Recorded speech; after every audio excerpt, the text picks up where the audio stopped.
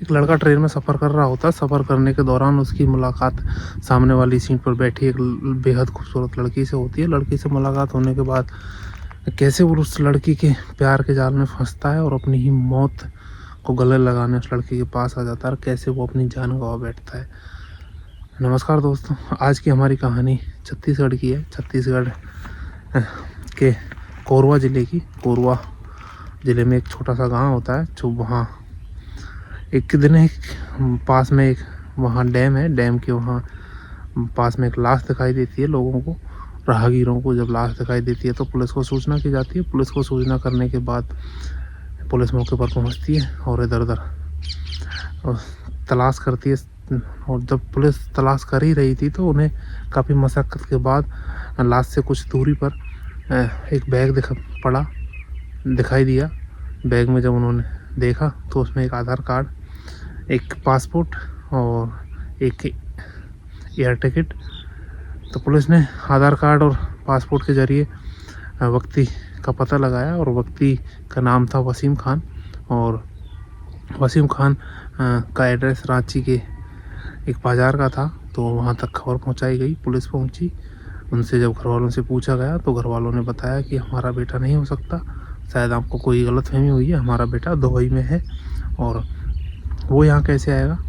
जब उन्होंने पुलिस ने उनको आधार कार्ड और वो सब चीज़ें दिखाई तो फिर उन्होंने कहा कि हमारा बेटा दुबई में है और वह हमें फ़ोन कर लेता है, और ऐसा होना तो चाहिए नहीं कि वो यहाँ आ जाए।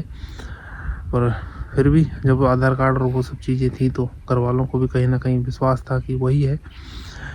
फिर पुलिस जांच पड़ताल में लग जाती है कि आखिर ये मर्डर हुआ तो हुआ कैसे। पुलिस उसकी कॉल हिस्ट्री और सोशल मीडिया अकाउंट और सारी चीज़ें जब खंगालती है तो उस लड़की का नाम सामने आता है। और जब कॉल हिस्ट्री निकालती है तो लड़की के नंबर वो सब चीज़ें आती हैं।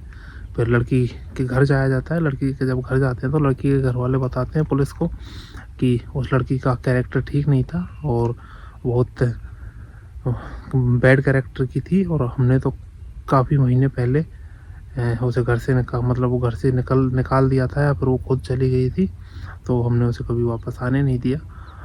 फिर कई सूत्रों से ये भी पता चला कि लड़की का कोई दूसरा बॉयफ्रेंड भी है।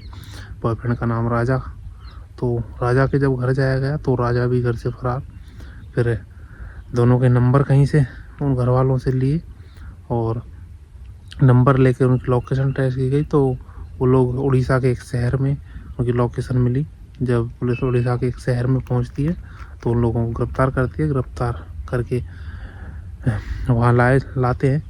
लाने के बाद उनसे पूछताछ होती है। शुरुआती पूछताछ में तो वो इधर उधर की बातें बनाते हैं, लेकिन जब पुलिस सख्ती से पूछताछ करती है तो फिर वो जब मुंह खोलते हैं, मुंह खोलने के बाद लड़की ने बताया कि वसीम खान उस लड़के का नाम है और वो रांची का रहने वाला है, दुबई में जॉब करता है। उसकी मुलाकात ट्रेन में हुई। ट्रेन में होने के बाद दोनों ने एक दूसरे से इंस्टाग्राम आईडी और वो सब चीज़ें एक्सचेंज की। दोनों की बातें होती थी। तो मुझे कभी जब पैसों की ज़रूरत होती थी तो वो मुझे पैसे भेज दिया करता था। राजा को भी इस बात की पता थी, और ये भी उससे कभी कभार पैसे मांग लेता था। मतलब मेरे थ्रू मैं मांगती थी, इसको ज़रूरत होती थी, मुझे ज़रूरत होती थी तो वो पैसे देता था। तो फिर हम लोगों ने सोचा क्यों ना इसका सारा पैसा एक साथ ही ले लिया जाए, और उसके लिए हमने फिर दिमाग लगाया। और दिमाग लगाने के बाद हमें काफ़ी सोचने के बाद यही आइडिया दिमाग में आया कि क्यों ना इसको बुलाया जाए और यहीं पैसे और वो सब सारी चीज़ें लेंगे। तो लड़की फिर उसे अपने हुस्न के जाल में फंसाने लगी। उससे नग्न अवस्था में वीडियो कॉल करने लगी बिना कपड़ों के, और मतलब एक तरह से उसे प्यार के जाल में, या फिर हनी ट्रैप कह सकते हैं, हनी ट्रैप में उसको फंसा लिया। और लड़के से कहा तुम रोज़ ऐसे मुझे देखते हो, कभी सामने से देखोगे और आओगे, कुछ करोगे भी। लड़का कहता है कोई बड़ी बात नहीं है, मैं आ जाता हूँ। वसीम दुबई से नई दिल्ली आता है। नई दिल्ली से जैसे तैसे करके बिलासपुर पहुँचता है, ट्रेन से या किसी माध्यम से। बिलासपुर पहुँचने के बाद वो राजा और लड़की उसे बोलेरो कार में लेने जाते हैं। बोलेरो में बैठा के अपने घर ले जाते हैं। घर ले जाने के बाद वो लोग एक कमरे में होते हैं। कमरे में जाने के बाद फिर वो लड़की उससे कहती है वसीम से कि भाई तुम्हारे पास जितना पैसा जो कुछ है सब हमें दे दो। फिर ये सब सुन के लगा एकदम अचंभित। वसीम अचंभित होकर उससे कह रहा है भाई तुम पागल हो गए, ये सब क्या बात कर रही हो। फिर इतने में राजा वसीम के गले पे चाकू लगा देता है। चाकू लगाने के बाद फिर जब वसीम थोड़ा चिल्लाया, दरअसल वसीम थोड़ा ही चिल्लाया था, ज़्यादा नहीं चिल्लाया, क्योंकि वसीम को भी पता था कि वो गलत तरीके से उसके घर में है। तो वसीम जब चिल्लाया थोड़ा सा तो राजा ने आव देखा ना ताव देखा, राजा ने उसके गले पर चाकू चला दिया, जिससे उसकी नस कट गई, गला कट गया और उसकी जान चली गई। फिर अब लाश को ठिकाने लगाने के बारे में उन्होंने सोचा। फिर राजा ने कहा कि लाश को टुकड़े करके इसे कहीं डंप कर दिया जाए। तो राजा ने बड़े इत्मीनान से लाश के काफ़ी टुकड़े किए, करीब 15 से 20 के बीच में 17-18 टुकड़े किए लाश के, और एक बैग में भरकर पास में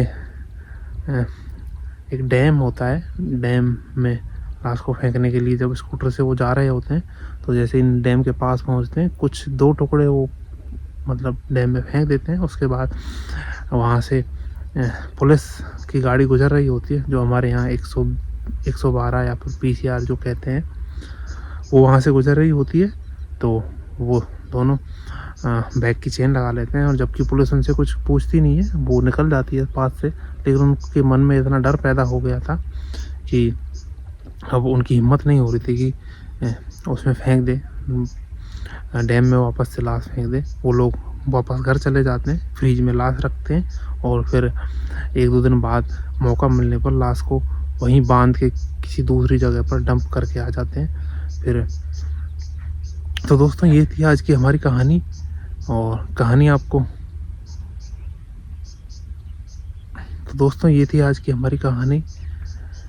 किसी ने कहा है, अभी आप 1-1.5 साल पहले सुनते थे, किसी ने कहा था बुलाती है मगर जाने का नहीं।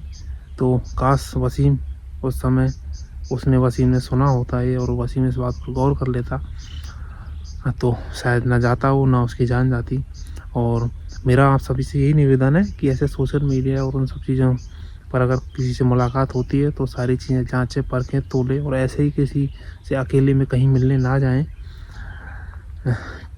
और अब ये थी आज की हमारी कहानी। आपको अच्छी लगी हो तो चैनल सब्सक्राइब करें। अगर आप ये वीडियो फेसबुक पर देख रहे हो तो पेज को फॉलो करें। मिलते हैं किसी नई कहानी में, तब तक के लिए अपना ध्यान रखें। धन्यवाद।